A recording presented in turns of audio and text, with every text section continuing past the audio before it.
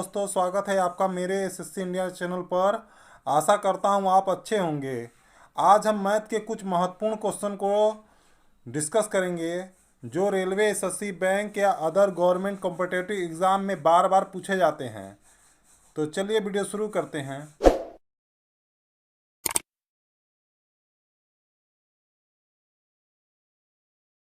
Question है, यदि एक घन की प्रत्येक भुजा को 10% बढ़ाया जाता है तो घन के आयतन में कितने प्रतिशत बढ़ेगा।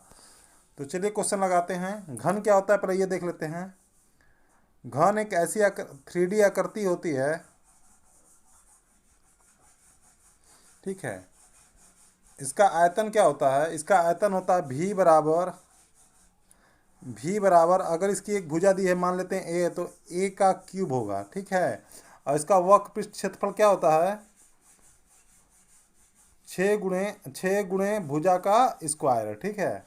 तो आयतन पूछ रहा है कितना बढ़ेगा, तो 10% क्या होता है, 10% बराबर 1/10 के बराबर होता है। मान लेते हैं कि इसका पहले भुजा 10 था तो अब 11 हो गया। तो आयतन क्या होता है, 3 बार भुजे का गुणा होता है, तो 10 का फिर 11, फिर 10 से फिर 11, ठीक है। तो अब देखिए पहला आयतन कितना था, 1000। इसको आपस में गुणा, जब इनका आपस में गुणा करेंगे 1331 आएगा, ठीक है। पहले आयतन कितना था, 1000, लेकिन अब कितना हो गया, 1331। कितना बढ़ गया, 331। किस पे, 1000 पे, गुणे 100/1000। 2 जीरो से 2 जीरो कट गया। अब मेरा आ गया 331/10। अब 10 से भाग करेंगे, 33.1%। आशा करता हूँ ये क्वेश्चन आपको समझ में आएगा। बढ़ते हैं अगले क्वेश्चन की तरफ। अगला क्वेश्चन है, एक वर्ग की भुजा 10% बढ़ जाती है। अगला क्वेश्चन है, एक वर्ग की भुजा 10% बढ़ जाती है तो उसका क्षेत्रफल कितना बढ़ेगा। तो आपको पता होना चाहिए कि वर्ग क्या होता है। वर्ग जिसकी चारों भुजा आपस में बराबर होती है, ठीक है। इसका और भुजा मान लेते हैं ए है, ए मान लेते हैं, तो इसका क्षेत्रफल क्या होगा, एरिया बराबर ए गुणे ए, भुजा का स्क्वायर। अगर इसका पेरीमीटर पूछा जाएगा तो पेरीमीटर क्या होता है, 4 गुणे भुजा। और इसका विकर्ण पूछा जाएगा तो विकर्ण क्या होगा, विकर्ण क्या होता है, √2 भुजा, ठीक है। तो आपसे बोला क्या है क्वेश्चन में, आपसे क्वेश्चन में क्या बोला है कि अगर इसकी भुजा 10% बढ़ जाती है तो इसका क्षेत्रफल क्या होगा। तो 10% बढ़ रहा है, 1/10, ठीक है। तो 10 से 11 हो जाता है। और क्षेत्रफल क्या होता है, भुजा का स्क्वायर। तो 10 गुणे 10, 11 गुणे 11, ठीक है। यहाँ पे हो जाएगा 100, यहाँ हो जाएगा 121। कितना बढ़ गया, 21 बढ़ गया। किस पे बढ़ा, 100 पे। तो 2 जीरो से 2 जीरो कट गया, 21%। आशा करता हूँ आपको ये क्वेश्चन समझ में आया होगा। बढ़ते हैं अगले क्वेश्चन की तरफ। अगला क्वेश्चन है, यदि किसी विद्यालय में 75% विद्यार्थी लड़के हैं और लड़कियों की संख्या 420 है तो लड़कों की संख्या ज्ञात कीजिए। चलिए क्वेश्चन बनाते हैं। एक विद्यालय है जिसमें 100% विद्यार्थी हैं, ठीक है। और इसमें लड़कों की संख्या, बॉयज़ कितने हैं, बॉयज़ हैं 75%। तब 100% में गर्ल्स कितनी होंगी, गर्ल्स होंगी 25%, ठीक है। और लड़कियों की संख्या दिया हुआ है, गर्ल्स की संख्या दिया हुआ है 420। 25% की वैल्यू 420 के बराबर है।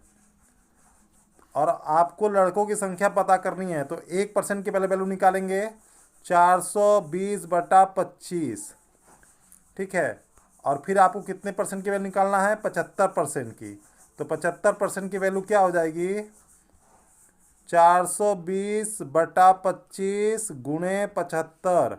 25 से कम 25, 25 या 75, 3 बार 75 चला गया।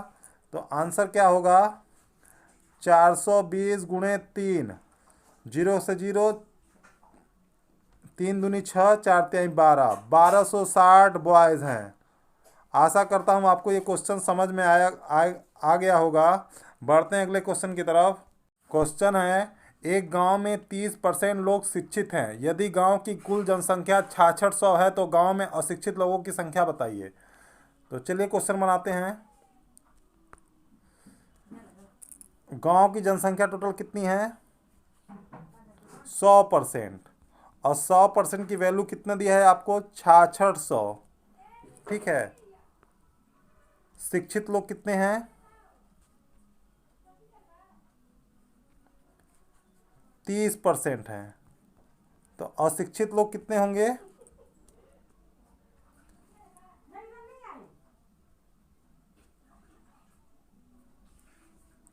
तो 100 में से 30 गया तो 70%। और इसी की आपको वैल्यू पूछी है। तो 6600 का 70% कैसे निकालेंगे? 6600 गुणे 70/100। 2 जीरो से 2 जीरो कट गया। अब देखिए 6 सत्ते 42, हासिल आया 4, 6 सत्ते 42, 4 46, 1 जीरो लग जाएगा। तो कितना हो गया? 4620 जो अशिक्षित लोग हैं। तो आशा करता हूँ ये भी क्वेश्चन आपको समझ में आएगा। बढ़ते हैं अगले क्वेश्चन की तरफ। अगला क्वेश्चन है, किसी गांव में 500 लोगों की कुल आबादी में 10% पुरुष बढ़े और महिला 15% बढ़ी तो एक साल में कुल आबादी 5600 हो गई। तो में पहले महिला की आबादी क्या थी? मेल हैं और फीमेल हैं। महिला आपसे पूछा तो मान लीजिए एक्स होंगे। ठीक है। और मेल कितने होंगे? 5000 टोटल में से हैं तो एक्स माइनस कर दीजिएगा। 5000 माइनस एक्स। ठीक है। और टोटल कितने बढ़ जाते हैं एक साल में? 5600 हो जाते हैं। कितना बढ़ा? प्लस 600 बढ़ा। ठीक है। 600 किस पे बढ़ा? इन्हीं के परसेंट पे। पुरुष 10% बढ़ते हैं और महिला 15%। ठीक है। तो 5000 माइनस एक्स का 10% बटा 100 प्लस महिला 15%, एक्स का 15% बटा 100। एक साल के लिए तो एक साल यहाँ पे लिख सकते हैं, एक साल यहाँ भी लिख सकते हैं। ठीक है। बराबर 600 टोटल आबादी बढ़ती है। ठीक। तो आप इसको करेंगे तो 50,000 हो जाएगा ये, माइनस 10x बटा 100 प्लस 15x बटा 100 बराबर 600। अब 100 इधर चला जाएगा तो 50,000 माइनस 10x प्लस 15x, 100 इधर आ गया तो 2 जीरो इसमें और लग जाएगा, 60,000 हो जाएगा। आगे बढ़ते हैं। अब देखिए यहाँ से 5 बचेगा और 50,000 जब इधर आएगा तो 10,000 बचेगा। तो x की वैल्यू कितनी आ जाएगी? 2000। आशा करता हूँ आपको ये भी क्वेश्चन समझ में आया होगा। अगला क्वेश्चन है, एक कार्य को ए 12 दिन में जबकि बी उसे 15 दिन में कर सकता है। सी की सहायता से वे 5 दिन में ही कर सकते हैं। यदि उन्हें पूरे कार्य के लिए 960 रुपये मिले तो ए को कितना हिस्सा मिलेगा? चलिए क्वेश्चन बनाते हैं।